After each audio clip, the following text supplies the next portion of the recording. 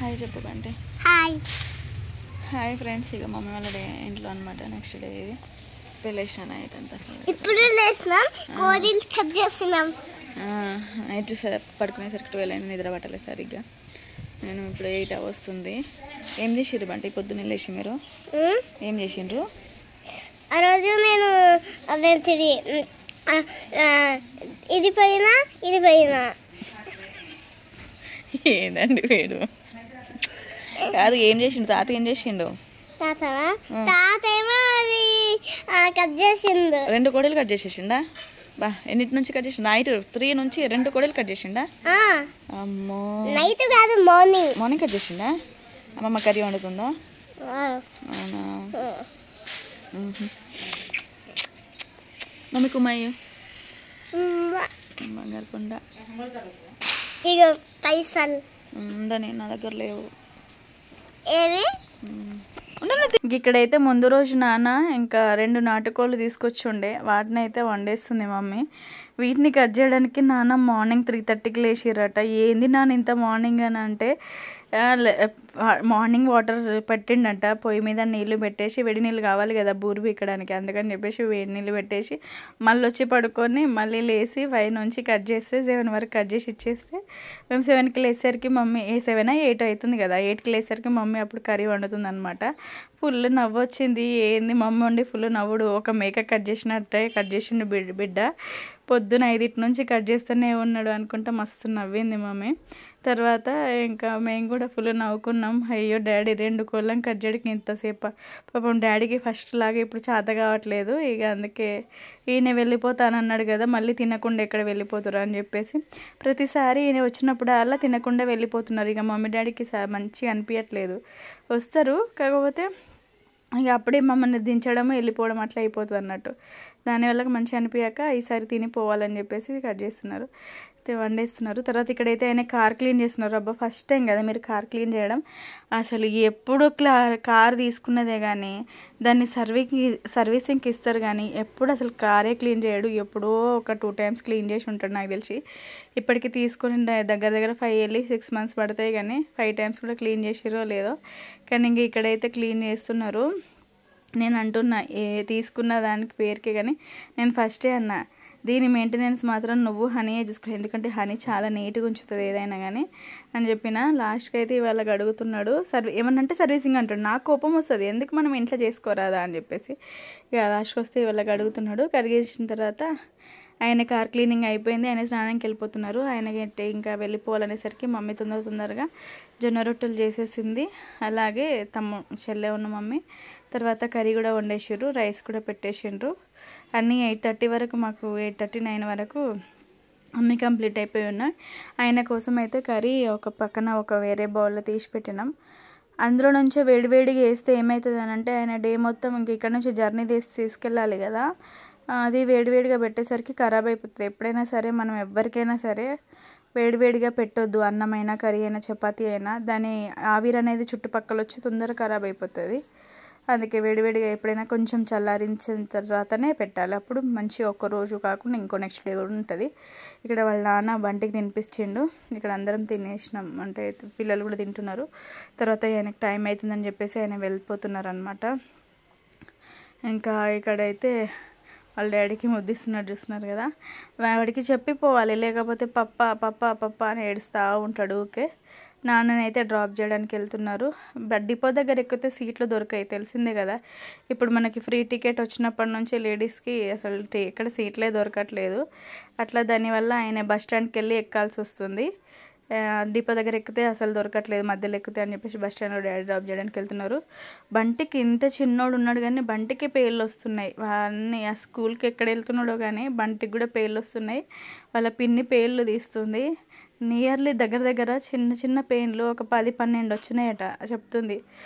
నిజంగా తెలుసా అండి, బంటికి కూడా చిన్న పెయిన్లు వస్తున్నాయి. హనీకుట్టికి కూడా అసలు ఈ మధ్య పెయిన్లు బాగా వస్తున్నాయి. నేను 1 మంత్ నుంచి ఇక వాళ్ళని పట్టించుకోవట్లేదు, అంత చూడట్లేదు కదా. ఇంకా అందుకే పెయిన్లు ముగ్గురికి చాలానే పడ్డాయి. ఇంటికి రాగానే ఫస్ట్ పిన్నిలు ఏం చేస్తారు, పిన్నిలు అమ్మమ్మలు ఫస్ట్ పెయిన్లే చూస్తారు వాళ్ళవి.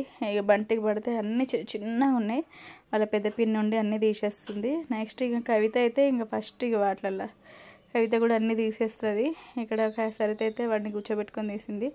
తర్వాత కవిత వచ్చింది కదా, కవిత ఇక్కడ ఏం చేస్తుందని అంటే, మేము ఫాల్ అయితే ఎక్కడ వేయం, ఓవర్లాక్ కానీ ఫాల్ కానీ ఎక్కడ వేయము, మొత్తం కవితనే చేసేస్తుంది.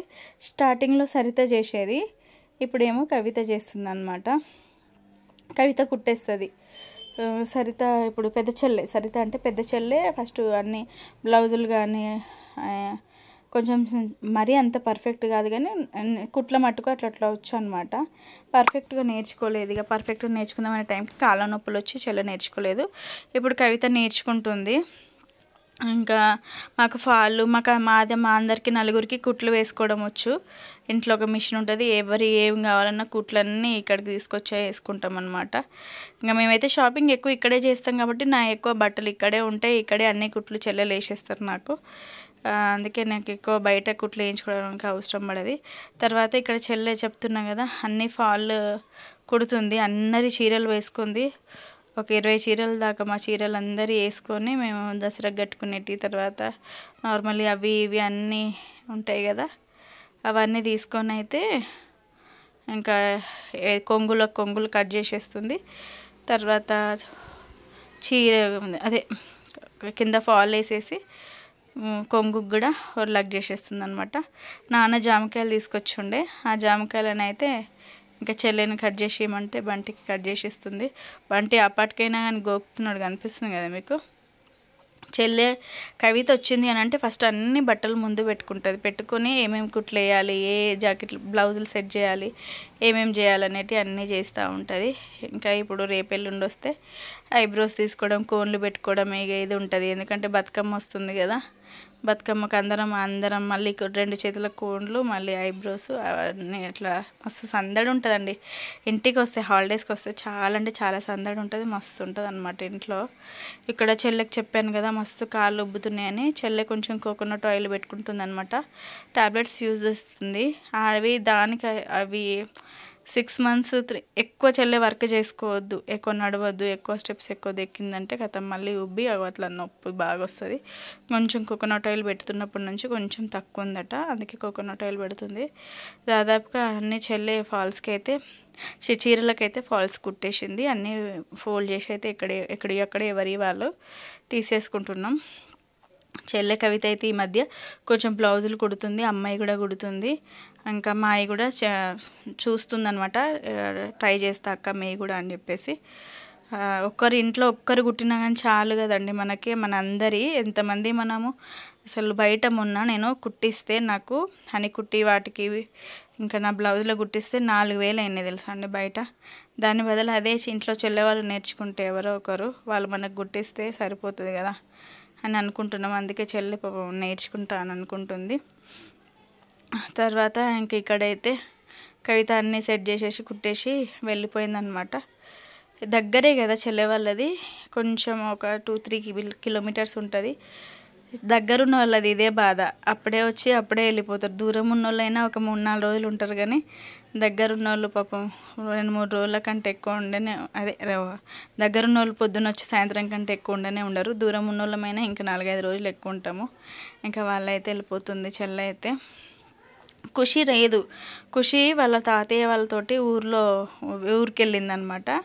ఇంకా నెక్స్ట్ టైం అయితే ఖుషిని తీసుకురమ్మని చెప్తున్నాడు బంటి. పాపం బంటి చాలాసార్లు అడిగిండు వాళ్ళ పిన్ని ఖుషి రాలేదా అని.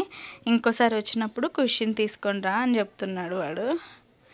యాక్చువల్గా వాయిస్ ఓవర్ ఇవ్వద్దు, నార్మల్ వాయిసే పెడదాం అనుకున్నా కానీ నేను చెప్పేదంతా మిస్ అయిపోతుంది. మీకు నేను ఏదైనా చెప్దాము అని అంటే కొంచెం వాయిస్ ఓవర్ ఇస్తే మీకు నేను ఏదైనా చెప్పాలన్నా మీకు తెలుస్తుంది, అన్నీ అర్థమవుతాయి. నార్మల్గా ఇది హాయ్ బాయ్ అట్లా అన్నట్టే ఉండిపోతుందిగా. బాయ్ చెప్పండి. వాడు చూడండి ఎట్లా చెప్తున్నాడు, ఎంత దూరం పోయేదాకా కూడా బాయ్ చెప్తున్నాడు వాళ్ళ పిన్ని వాళ్ళకి. తర్వాత ఇక్కడ చెల్లెని జామకాయ కట్ చేసి అంటే అబ్బా తీసుకోండి, అక్కలు ఇద్దరు పేషెంట్ లేరు కదా ఇక అని చెప్పేసి నేను ఇట్లా నడుము నొప్పితోటి, చెల్లెనేమో కాళ్ళ నొప్పులతోటి ఇద్దరం కూర్చొని మాకు జామకాయ కట్ చేసి ఇస్తే ఇద్దరం కలిసి కూర్చొని తింటున్నాము. ఇక నవ్వుకుంటూ ఇద్దరం తింటున్నాం. ఇదే అనమాట వ్లాగ్ వచ్చేసి. మీకు కనుక నా వీడియో నచ్చితే లైక్ చేయండి, కొత్తగా ఎవరైనా చూస్తూ ఉంటే సబ్స్క్రైబ్ చేసుకున్నాం ఫ్రెండ్స్. మా వారైతే వచ్చి వెళ్ళిపోయాడు, మా డాడీ వచ్చి ఏదో జోక్ చేస్తున్నాడు మా మమ్మీతోని. Bye friends, bye.